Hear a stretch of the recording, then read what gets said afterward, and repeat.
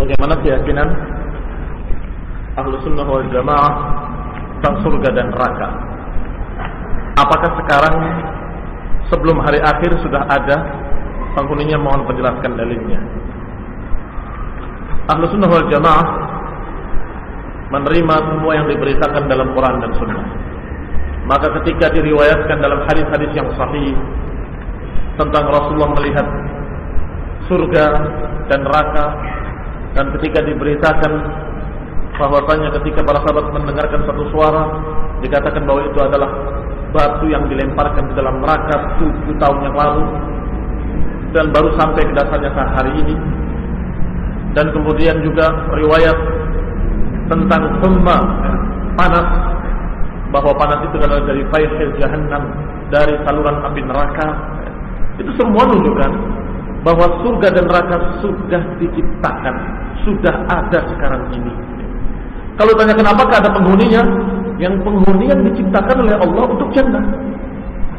Nah, artinya bidadari-bidadari misalnya. Dalilnya adalah seperti hadis-hadis yang dimasukkan dalam bab nikah atau dalam kitab-kitab yang bicara tentang pernikahan dan suami istri. Di sana disebutkan bahwasanya kalau seorang istri menggoda atau membuat marah suaminya, kalau suaminya orang soleh, maka calon bidadarinya di sana menepuk-nepuk pahanya sambil mengatakan, sebentar lagi dia akan kembali kepadaku dan meninggalkan kamu. Ini menunjukkan kalau bidadari itu sudah ada penghuninya, tapi penghuni yang memang diciptakan untuk jannah. Adapun orang-orang yang dikubur sekarang ini masih di alam barzakh. Nah, wallahu ta'ala.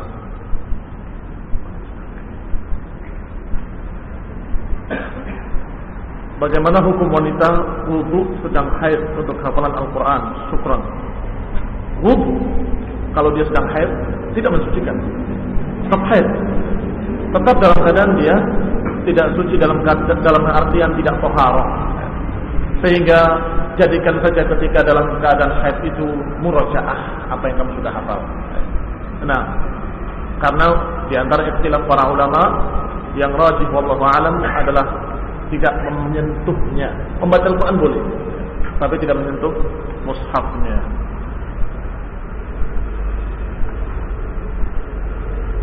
Kecuali kalau sudah suci dari haidnya atau bersih dari haidnya, maka bukan berwudu, tapi harus mandi. Jadi wudu ketika haid itu belum merubah statusnya dia sebagai orang yang haid, sebagai wanita yang haid yang tidak tahir.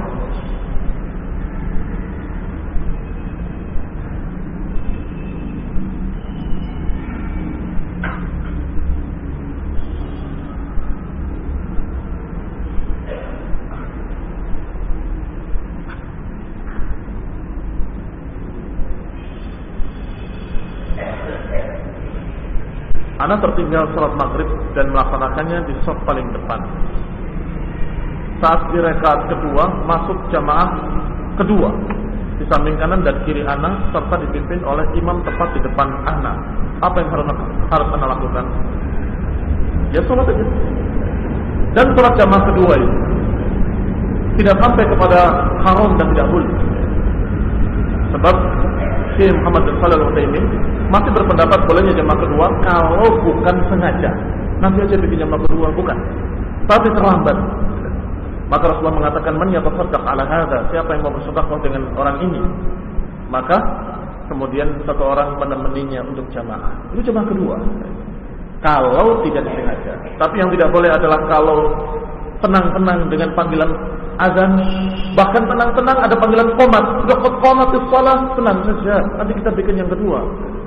Kedua sudah dilaksanakan, yang lain masih tenang, nanti kita bikin yang ketiga. Ini yang tidak boleh. Nah, sehingga ikut saja bersama mereka.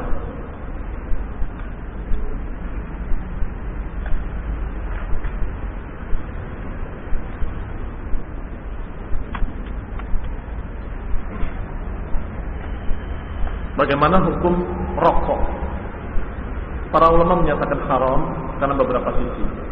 Pertama, karena madaratnya sudah muttafaq alaih, sudah disepakati, bahkan bukan hanya orang muslim yang disepakati oleh seluruh manusia, muslimnya dan kafirnya, oleh seluruh dunia. Dalam bahasa Inggris disebutkan merusak kesehatan, dalam bahasa Indonesia dikatakan merusak kesehatan, dalam bahasa Arab juga disebut mudirrun lis-shahhah, merusak kesehatan. Kalau sudah pasti bahwa itu adalah merusak, maka Allah menghalalkan yang baik-baik dan mengharamkan yang jelek-jelek. Ditambah lagi dengan sisi-sisi lain seperti takdirnya, mubadirnya dan seterusnya. Bagaimana hukum bersalaman setelah sholat Jumat dan sholat rawatib? Tidak diperintahkan atau tidak disebutkan dengan contoh dari Rasulullah SAW untuk terus-menerus begitu. Kalau suatu saat kamu ketemu seseorang saat habis sholat ahlan kemudian salaman, silahkan. Tapi kalau menjadikan kebiasaan, butuh dalil. Apakah ada contohnya dari kalangan para sahabat seperti itu atau tidak? Nah, kalau tidak, maka jangan kita mengada-adakan sesuatu yang baru.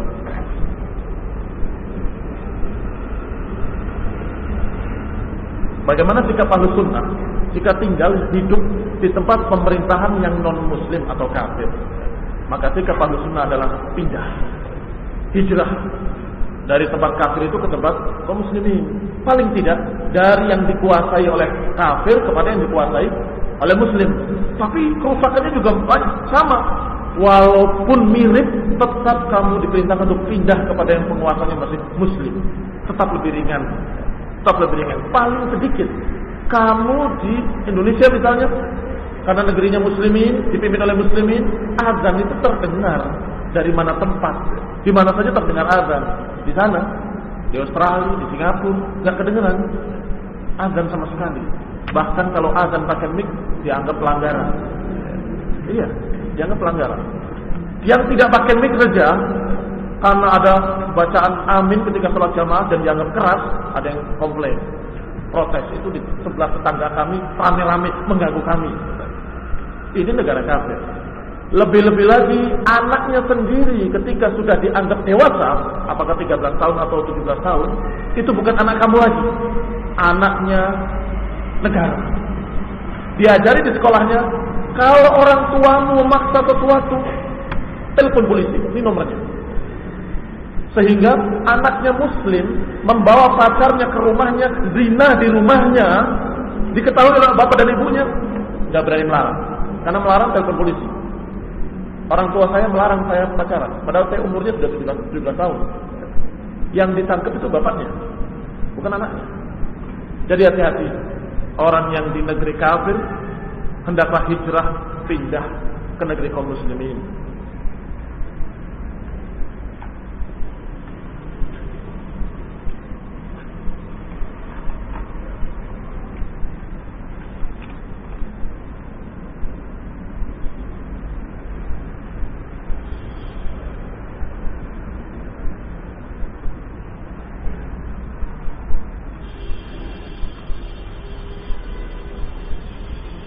Sebagian ulama salaf Saudi apabila berfatwa tidak mengapa menyimpan uang di bank konvensional, apa itu Pak?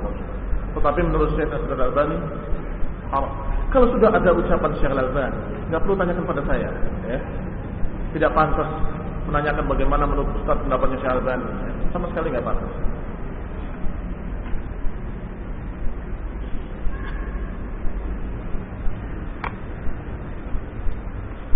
Apakah hukum bekerja di pabrik elektronik, produksi tape mobil, tape biasa, amplifier dan sebagainya? Produk tersebut diekspor ke negara kafir. Bagaimana dengan uang yang diperoleh dari kerja di pabrik tersebut? Kenapa emangnya? Pekerjaan sesuatu yang halal atau sesuatu yang sifatnya mubah. Kenapa saya katakan mubah? Karena bisa dipakai baik, bisa dipakai jelek. Maka statusnya mubah. Maka kembali hukumnya kepada mubah, membikinnya, menjualnya dan sebagainya. Dan menjual pada orang kafir itu boleh, jual beli dengan orang kafir. Bahkan ucapan salaf mengatakan bahwa aku berjual beli dengan orang muslim mengharapkan amanah mereka, dan berjual beli dengan orang kafir mengharapkan akhlak mereka. Artinya muslimin jelas adalah orang-orang yang percaya, sedangkan yang menjaga amanah. Sedangkan orang-orang kafir kita lihat akhlaknya bagaimana. Kalau orang jujur, orang yang secara akhlak dia jual belinya bagus, tidak apa-apa jual beli dengan mereka. Nah, wallahu ta'ala.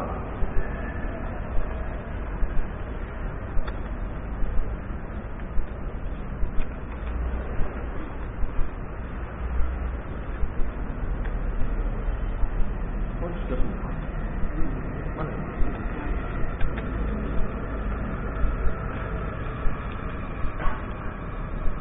Dua saja ya. Cukup, sudah tidak ada lagi.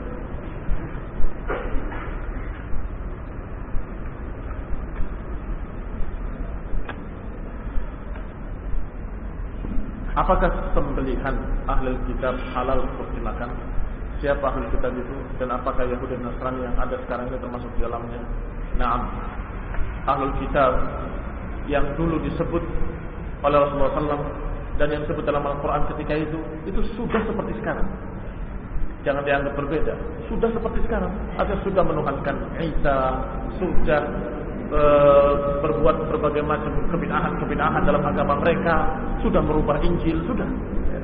Tapi tetap disebut sebagai ahli kitab dan tetap disebut di dalam Al-Quran dengan wa ta'amuhum hillul lakum, dan makanan mereka halal buat kalian. Yang jadi masalah adalah para ulama membicarakan tentang najisnya bejana mereka. Ini yang jadi masalah. Kalau sembelihan mereka dikatakan hillul lakum, karena mereka juga menyembelihnya dengan nama Allah. Tetapi kalau terbukti mereka menyebutnya dengan nama selain Allah, maka itu tidak halal, tidak sah. Walaupun mereka menyebutnya dengan Allah, demi Tuhan Allah, tetap sah otomatis. Karena dimaksud adalah Allah. Dengan dalil ayat tadi, wa ta'amuhum hillul lakum. Tapi bejana dari mereka diperintahkan untuk dicuci dan perintahkan untuk demikian dan demikian, yang menunjukkan kalau bejana mereka najis. Apalagi dikhawatirkan tercampurnya dengan barang-barang haram seperti babi dan sebagainya. Seperti al-wara' atau setelah itu al-wara' dianjurkan, berhati-hati. Kenapa harus cari potongan Yahudi dan Nasrani kalau sudah ada apa yang dipotong oleh kaum muslimin? Kenapa kita mesti masuk dalam sesuatu yang tidak jelas, meninggalkan yang sudah jelas? Anak seorang mahasiswa, berilah nasihat kepada saya agar saya tidak ikut-ikutan demonstrasi berkaitan dengan kenaikan BBM akhir-akhir ini. Apakah gaji yang diterima pegawai pajak halal? Kapan saja waktu yang dilarang untuk sholat? Na'usikum wa iyaya bitaqwallah. Aku wasiatkan kepada hadirin semuanya dan kepada saya khususnya untuk kita sama-sama bertakwa kepada Allah dan sama-sama beramar ma'ruf nahi munkar, tidak dengan bid'ah. Silakan mengajak orang kepada yang ma'ruf, silakan mengajak orang untuk menghindari yang munkar, tetapi jangan dengan kebid'ahan. Demonstrasi itu adalah bid'ahnya Khawarij. Yang pertama kali terjadi demonstrasi dalam sejarah Islam adalah demonstrasi tadi yang kita bahas, yang memprotes Utsman bin Affan dan berakhir dengan terbunuhnya Utsman. Itu adalah demonstrasi pertama dalam sejarah Islam. Barang siapa yang mengerjakan demonstrasi tidak mengikuti sahabat, tidak mengikuti Abu Bakar wa Umar wa Utsman wa Ali, tidak mengikuti para sahabat, tapi mengikuti kaum Khawarij, Al-Ashtar dan sejenisnya, mengikuti kebid'ahan mereka, maka hati-hati. Jangan alasannya amar ma'ruf nahi munkar kemudian melakukan yang bid'ah. Dan sudah banyak madarat-madarat yang terjadi diakibatkan demonstrasi. Harganya tetap tidak turun, tapi jalanan macet. Yang tadinya harusnya bisa ngirit bensin, jadi justru boros bensinnya, karena macetnya berjam-jam. Sekian banyak. Dan lebih-lebih lagi kalau sampai terjadi bentrokan, ada korban lagi dan seterusnya. Sehingga yang namanya bid'ah la ya'ti bi khair. Yang namanya bid'ah enggak akan mendatangkan kebaikan, tidak akan mendatangkan kebaikan. Kalau akan mendatangkan kebaikan, niscaya sahabat dulu sudah mengerjakannya. Karena para sahabat ini adalah orang-orang yang dibimbing oleh Rasul. Kalau itu membawa kebaikan, niscaya Rasulullah sudah mengajarkannya dan mencontohkannya, tapi tidak terjadi. Nah, apakah gaji yang diterima pegawai pajak halal? Saya tidak tahu. Wallahu ta'ala a'lam. Karena hukum yang semestinya di dalam Islam bagi muslimin tidak ada pajak. Yang ada adalah sedekah zakat. Itu pun bagi orang yang hartanya sudah sampai nisab, sehingga yang diambil hartanya dari mereka, yakni harta zakat itu adalah orang-orang kaya. Dan itu cukup. Sedangkan pajak hanya untuk orang kafir yang dilindungi di negaranya. Inilah yang kita katakan tadi bahwa sesungguhnya hukum asalnya tidak ada dalam Islam pajak. Berarti itu adalah sesuatu yang diada-adakan oleh pemerintah. Naam. Tapi mereka alasan mereka untuk mereka, saya tidak tahu. Antara mereka dengan Allah, apakah jujur atau tidak jujur urusan Allah yang akan menghisab hati mereka. Apakah betul digunakan untuk ini dan itu, untuk pembangunan dan sebagainya, itu kita lihat dohirnya saja. Dohirnya begitu ya mungkin benar. Ya, terus.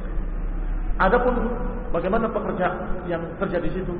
Kalau saya cari kerja lain. Kalau saya, tapi untuk mengatakan haram atau halal, saya bukan kapasitasnya. Saya tidak bisa menghukumkan atau mengeluarkan fatwa haram gitu. Karena dia bekerja, memberikan atau menjual jasanya dan kemudian dibayar. Wallahu taala alam. Dan Rasulullah mengatakan tasma' wa tuti' wa in daraba dhahrak wa in akhadha malak. Tetaplah kamu taat pada penguasamu walaupun dirampas punggungmu, dipukul punggungmu dan dirampas hartamu. Kalaupun dirampas, kamu tetap tidak boleh melawan, tidak boleh menentangnya sebagai pemberontak. Tetap tasma' wa tuti', ambil.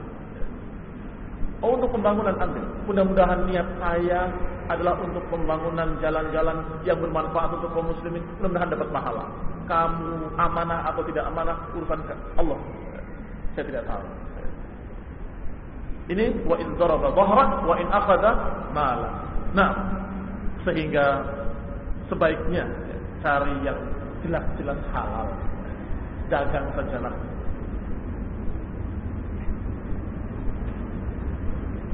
Kapan saja dilarang waktu salat. Setelah salat subuh, ketika matahari pas di atas kepala sebelum bergeser, dan ketika matahari terbenam. Karena tiga-tiganya itu adalah waktu-waktu salatnya orang ajam, waktu-waktu salatnya orang asing. Maka kita tidak boleh salat pada waktu-waktu tersebut. Kalau kita datang ke masjid waktu maghrib belum azan, tunggu, jangan salat dulu. Walaupun salat sunnah, jangan. Tunggu sampai azan. Sebagaimana Ibnu Umar ketika ke masjid ternyata belum azan, dia jalan dulu sampai azan baru masuk ke masjid dan salat tahiyatul masjid. Karena khawatir salat pas terbenam matahari. Seperti salatnya orang-orang dari kalangan penyembah matahari. Wallahu ta'ala a'lam. Assalamualaikum warahmatullahi wabarakatuh. Subhanakallahumma wa bihamdik, asyhadu an la ilaha illa anta, astaghfiruka wa atubu ilaik. Wassalamu alaikum warahmatullahi wabarakatuh.